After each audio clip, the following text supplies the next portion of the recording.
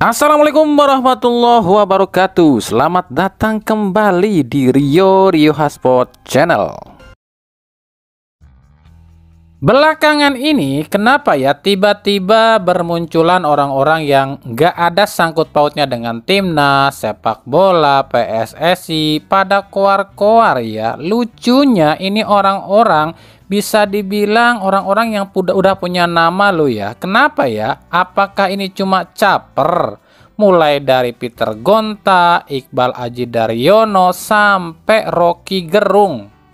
Kami udah pernah jelaskan ya, selain mungkin memang faktor mereka ini kalah judi sepak bola seperti yang dibilang Arya Sinulinga, tentunya juga mereka ini punya kepentingan pribadi lah.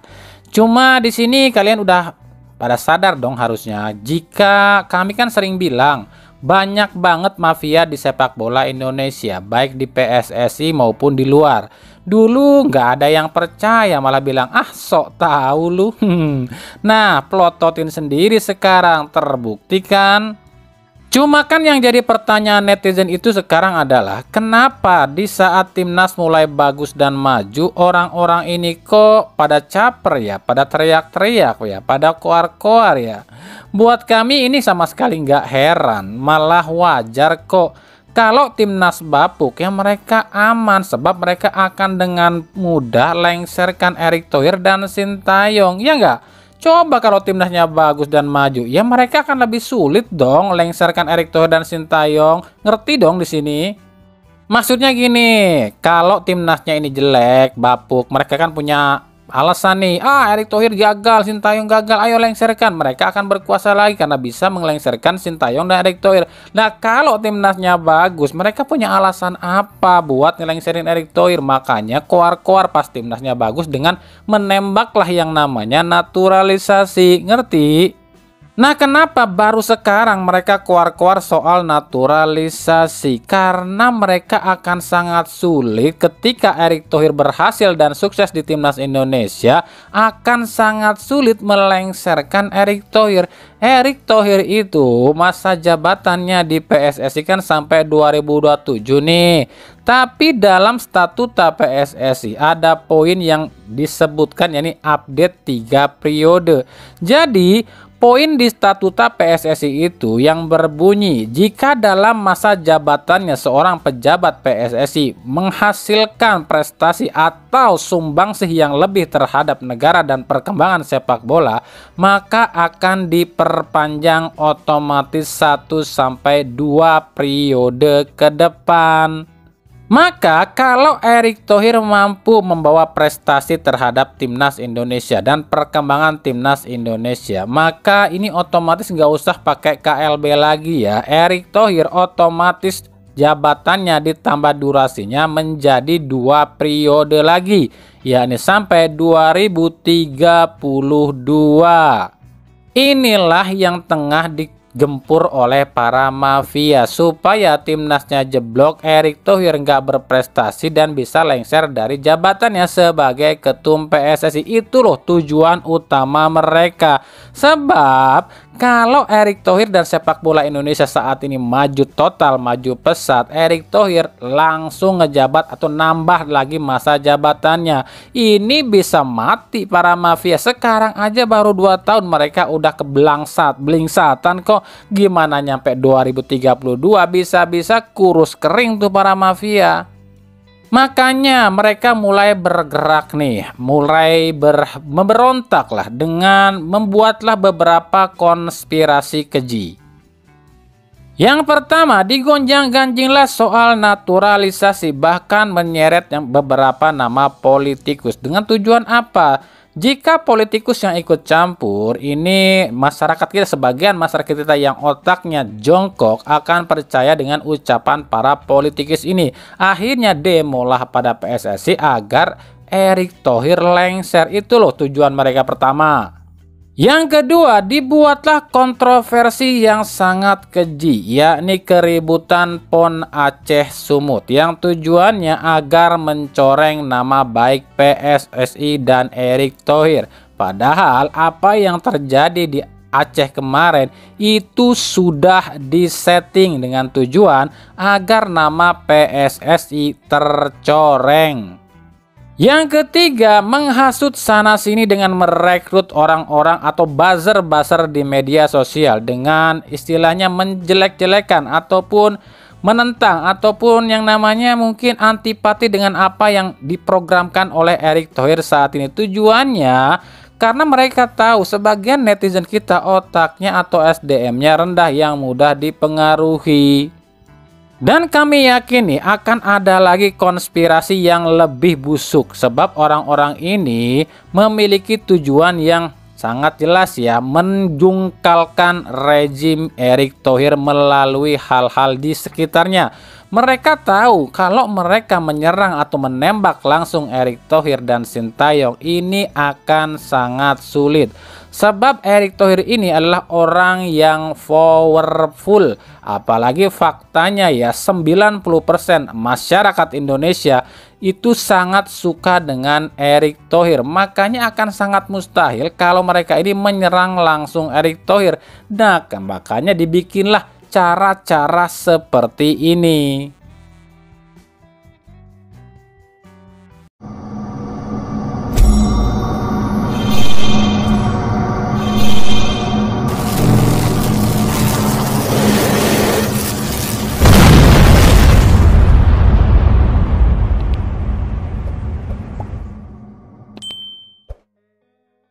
Dari Madura United, seperti yang udah pernah kami prediksi ya, WCP akhirnya tewas juga jadi tumbal di Madura United. Madura United resmi mencopot WCP dari kursi pelatih bersama asistennya, ini FX Yanuar. Nah, ini mengulang apa yang terjadi di musim kemarin, di mana di awal musim lalu pun WCP ini tuh dipecat juga ya oleh Persita Tangerang di pekan ke-6 kalau nggak salah, lalu melatih Bayangkara FC ya. Kami pribadi belum tahu ya siapa sosok pengganti WCP di Madura. Meskipun saat ini santer beredar kabar pelatih asal Meksiko Gerardo Espinoza ini mencuat namanya untuk menggantikan WCP sebagai pelatih di Madura. Tapi pihak Madura sendiri belum membocorkan identitas calon pelatih baru Madura.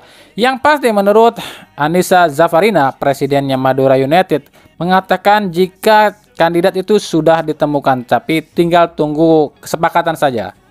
Yang pasti menurut Anissa, pelatih ini tuh udah memenuhi semua kriteria, termasuk lisensi juga, karena kan Madura ini akan bermain di ACL 3.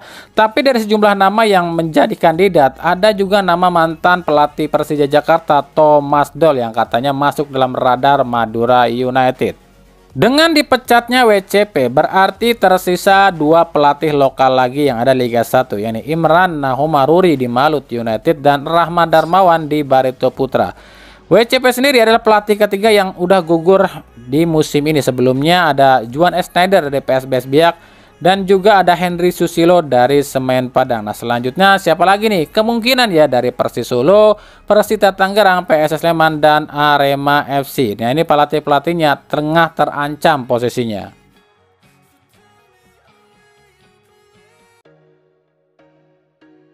PSM Makassar terlempar dari daftar tim-tim yang belum terkalahkan alias unbeaten hingga pekan kelima ini usai takluk 0-1 dari Arema.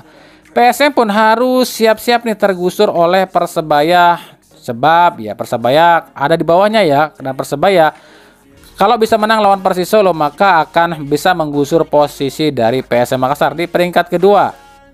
Dengan kalahnya PSM ini artinya tinggal tersisa 4 klub lagi yang belum terkalahkan sejauh ini ya hingga pekan kelima ini, sebab ya beberapa tim memang belum main sih di pekan kelima ya. Ini Borneo FC ini belum terkalahkan tapi belum main juga.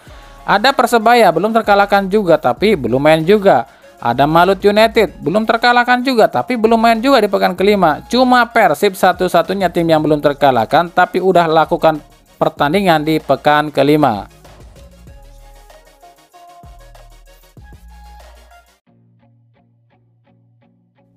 Nah, bicara soal jengkelnya para mafia pada Erick Thohir soal VAR, ada terjadi di laga antara Persija lawan Dewa United. Di menit ke-60 ada kejadian Rio Matsumura versus Sonny Steven. Nah, ini kalau misalnya nggak ada yang namanya VAR dan wasitnya condong ke tuan rumah, itu udah pasti penalti tuh, bener dong. Dan otomatis para mafia taruhannya kan di laga ini pasti kan Mereka naruhnya Persija menang nih dengan laga dengan skor-skor tertentu. Nah ini kan nggak bisa nih dengan adanya VAR. Coba kalau nggak ada VAR ini udah para mafia jingkrak-jingkrak nih.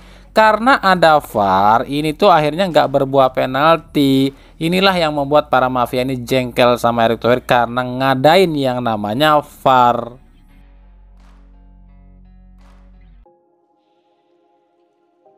Dari Persib Bandung, jelang lawan Port FC di ACL 2, tentu yang jadi pertanyaan adalah apakah DDS sudah bisa tampil? Kalau itu kan udah dijelasin nih sama Boyan Hudak. Hudak bilang kemarin dia ini nggak yakin DDS ini bisa tampil lawan Arema, PSM, PSS, bahkan Port FC. Bahkan Hudak bilang akan menurunkan pemain lapis 2 di ACL lantaran kesel sama LIB. Nah di wawancara terbaru Hudak bilang para pemain Persib ini kecapean karena jadwal yang sangat ketat. Jelas kita ini nggak bisa memastikan seperti apa sih di ACL 2 nanti. Intinya di ACL 2 nanti jangan terlalu berharap ya, sebab kita tahulah orang itu atau namanya manusia kalau udah kecewa ya susah dibaik-baikin. Hudak ini udah terlanjur kecewa nih sama Boboto dan LIB juga. Hudak ini kecewa sama Boboto sebab ya dianggapnya apa sih kok begini amat gitu kan. Hujat pemain, hujat pelatih, hujat klub dan lain-lain cuma gara-gara nggak menang di 3 laga, atau istilahnya ini supporter apaan kayak gini, giliran menang dipuja-puja, giliran kalah dihujat. Ya udah hancur-hancur sekalian. Kalau emang ngerasa supporter sejati ya dukung dong, menang atau kalah jangan hujat-hujatan. Tiket mahal, main butut. Ulah yang menang nahong kok anjing Timur teh. Lalu Hudak pun kecewa sama LIB. Erick Thohir minta Persib bagus di ACL agar peringkat liga bisa naik, tapi LIB-nya nggak mau bantu. Ya udah ngapain ngurusin naikin peringkat liga? Uang pengurus liganya aja nggak mau bantuin juga kok pada klubnya, kan gitu. Jadi untuk seperti apa persiapan Persib di ACL 2 nanti, untuk lebih lengkapnya kita akan bahas di prediksi pertandingan aja ya. Sepak bola kita kan nggak salah, keren banget. Sepak bola kita kan nggak salah, keren banget, top banget. A few moments later. Bagaimana kita lihat kejadiannya, Mahyudin kehilangan bola. Mahyudin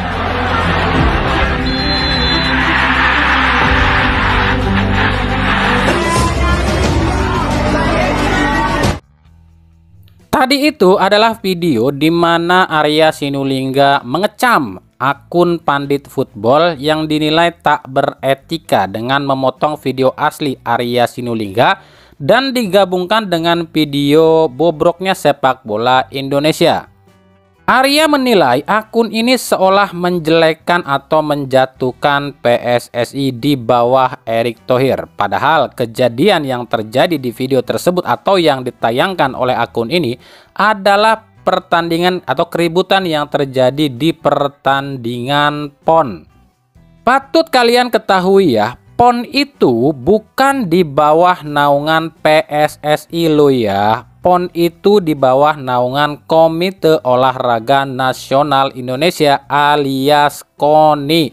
Jadi kalau akun ini menyalahkan PSSI atas keributan yang terjadi di PON, iya salah, sebab PSSI mah nggak ada sangkut pautnya dengan PON.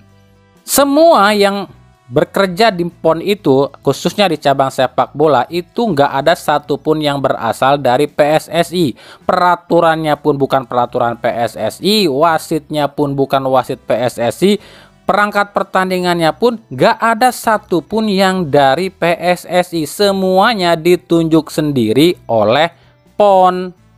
Kenapa demikian? Kenapa PSSI nggak membawahi yang namanya sepak bola di cabang PON? Sebab PON ini adalah event, multi event ya, bukan cuma sepak bola.